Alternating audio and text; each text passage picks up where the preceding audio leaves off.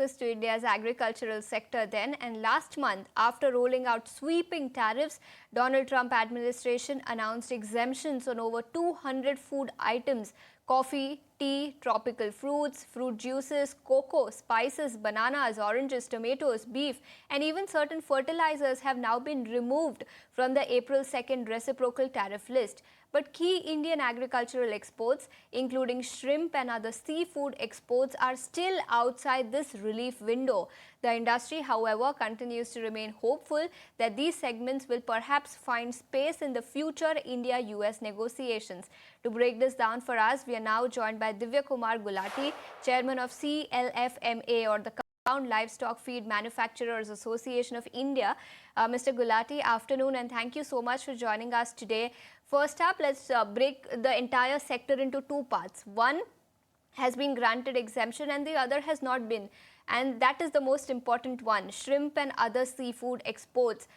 Do you think perhaps it will make an entry in the deal and the negotiations that are being discussed currently? And what kind of impact will that have on the entire agricultural export sector then?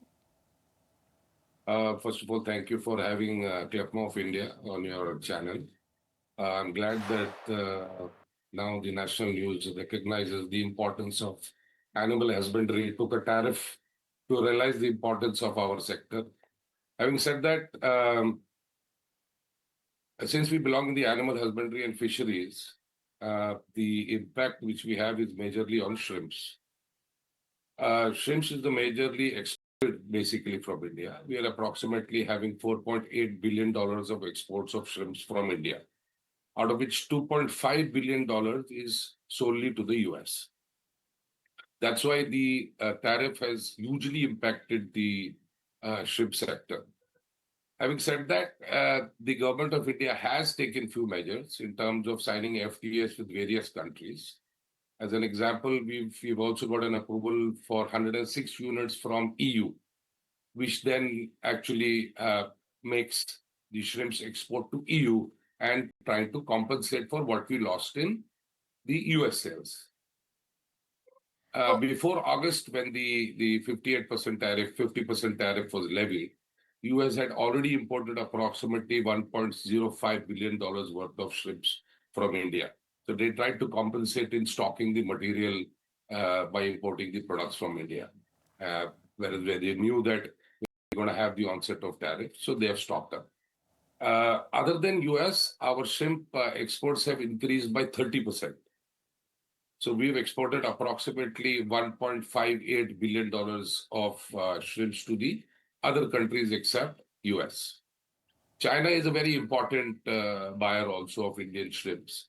They import approximately annually $1.48 to $1.5 billion of shrimps from India. Japan is also an important, they import approximately $500 million of shrimps from India. So the final impact for the financial year 2026, we assume that it would be approximately value-wise 10 to 12% down, which is not as much as 50% impact due to the tariffs of levied by the US. The another new channel which is opened up for India is Russia.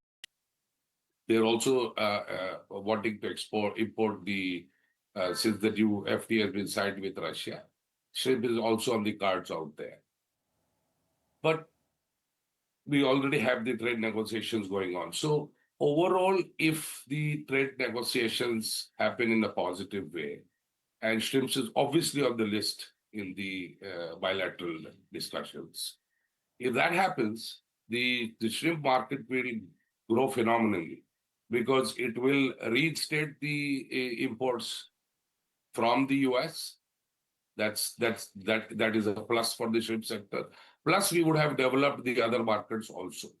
So overall, is the best for our sector is not to keep all the eggs in the same basket, is actually to divide in various countries, and that's what India is trying to do. It will take time, but I think eventually we will get there. Right, I understand. I get your point. Since we are talking about shrimp exports, and Mr. Gulati, since you also told us that exports to US have been impacted, but Indian shrimp exporters have now found other markets. So as and when India-US talks happen and shrimp tax or tariffs on shrimp are either lowered or perhaps is completely exempted, it will be a very big positive for Indian shrimp exporters, isn't it? Dual benefit. One, exports to US will also resume, and second, they've also explored other markets, isn't it? Absolutely. So that's what I'm trying to say, that eventually US is highly reliant on the Indian shrimps because we have a high quality shrimps and we export huge volume frozen shrimps to the US.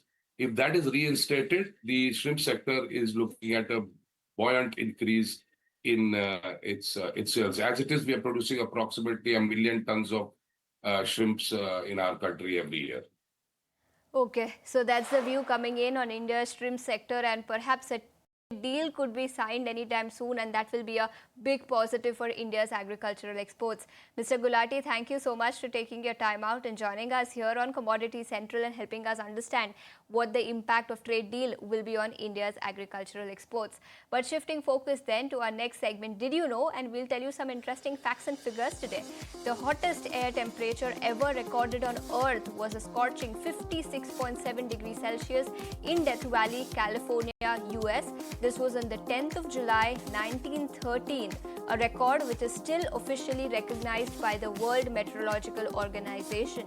A higher reading of 57.8 degrees Celsius was reported in Libya in 922, but it was later decertified, reinstating Death Valley's record. Back home, India saw history being made last year.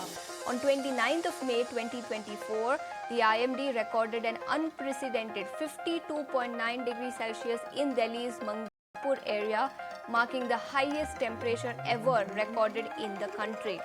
With the mercury soaring and IMD predicting an extreme summer ahead, how prepared is India to battle the heat? That's the big question now. That's all the time we have on this edition of Commodity Central, but don't go anywhere. More news and updates will continue on the other side.